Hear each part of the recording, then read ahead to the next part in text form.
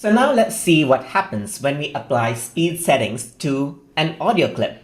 So now, in order to see how to do that, first of all, I'm going to drag the audio clip onto my timeline right here, as you can see. So if I were to press the spacebar right here, let's see what happens. It just plays out right there.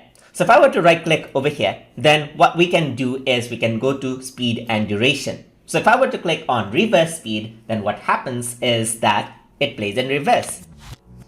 So let me just go over here and play it out. So you can hear how that sounds. Another thing that you can do is you can go to speed and duration right here.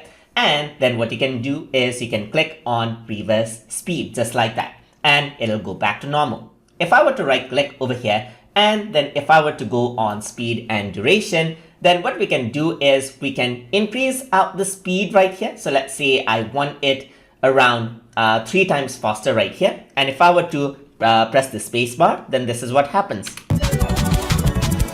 Then what else I can do is I can slow it down as well. So if I were to go around into speed and duration, and if I were to slow this down, let's say for example, type in 0.4, then what happens is it really slows down the audio.